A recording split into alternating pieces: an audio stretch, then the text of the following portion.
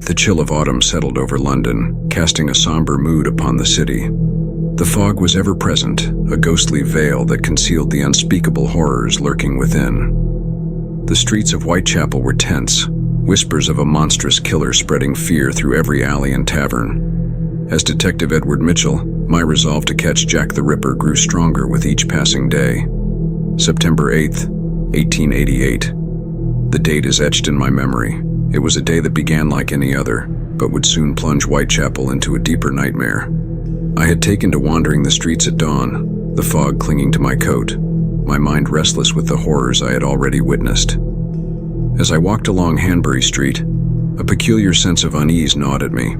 The morning was eerily silent, the usual clamor of the city muted. Then, through the thick fog, I saw a small crowd gathered in a yard. The expressions on their faces were ones of sheer terror and disbelief. I quickened my pace, my heart pounding. As I approached, the scene unfolded before me in a grotesque tableau. Annie Chapman lay on the ground, her body a brutal testament to the Ripper's escalating savagery. Her throat had been slashed so deeply it nearly severed her head, but it was her abdomen that bore the brunt of the killer's fury. It had been laid open, her organs methodically removed and placed beside her. The sheer brutality was almost beyond comprehension. I knelt beside her, my hands trembling as I took in the full extent of the carnage. The stench of blood and death filled the air, mingling with the dampness of the fog.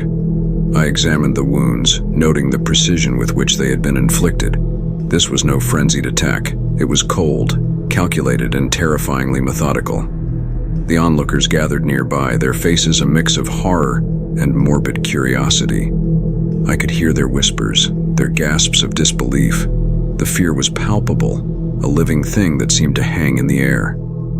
I knew that the Ripper was growing bolder, more confident in his ability to strike without consequence. Back at my flat, I spread out my notes, comparing the details of Annie Chapman's murder with those of Marianne Nichols.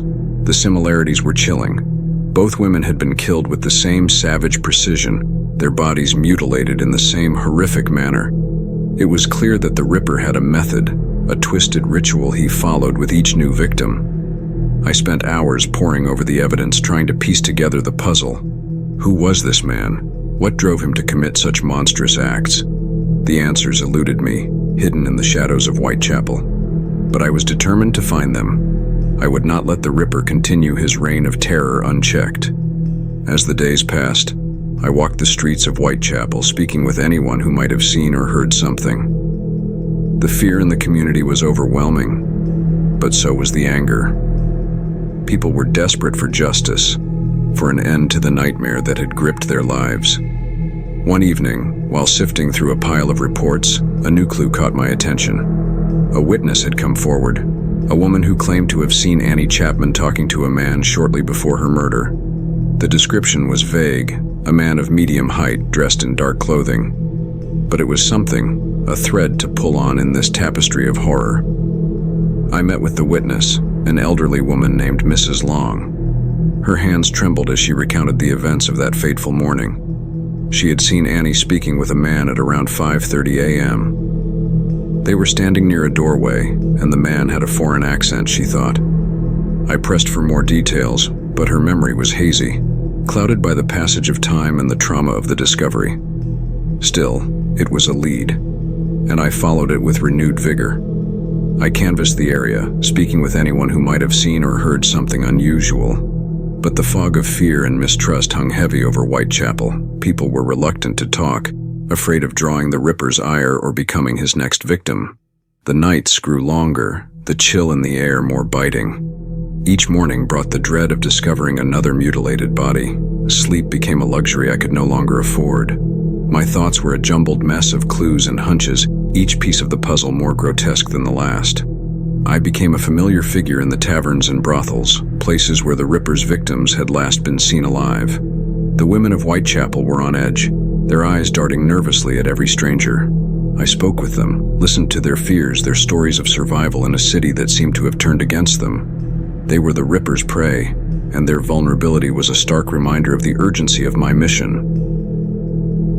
One night, I found myself back in Hanbury Street, standing in the very spot where Annie Chapman's life had been brutally cut short.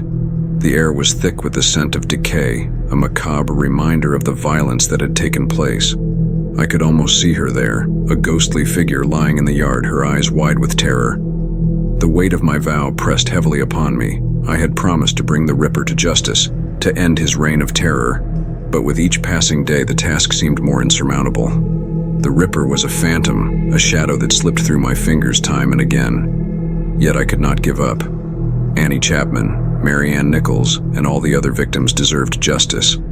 Their deaths would not be in vain. I steeled myself for the nights ahead, knowing that the road would be long and filled with darkness. But I was prepared to face it, to confront the evil that lurked in the shadows.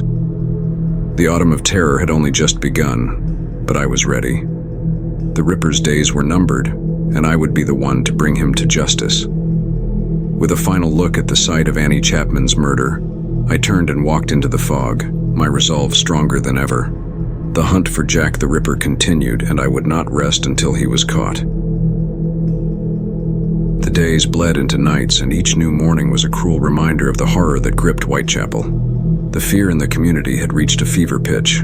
The streets, once bustling with activity, were now eerily quiet. Doors that were once open to the world were now bolted shut, and the few who dared to venture out did so with hurried steps and wary eyes. The press had dubbed this period the Autumn of Terror, a fitting moniker for the wave of fear and dread that washed over the city. Every corner of Whitechapel seemed to whisper of the Ripper's presence. The tension was palpable, a living entity that seemed to press down on everyone. In the midst of this, I found solace in my solitary pursuit. My superiors were none the wiser about my off-duty investigations. They saw me as a dedicated detective, diligent in my work. They had no idea of the sleepless nights, the relentless pursuit, the obsession that drove me. One evening, as I made my way through a particularly dark alley, I overheard a conversation that piqued my interest. Two men were speaking in hushed tones, their faces partially hidden by the shadows. They spoke of a man who had been seen lurking near the scenes of the murders, a man who fit the vague descriptions we had gathered.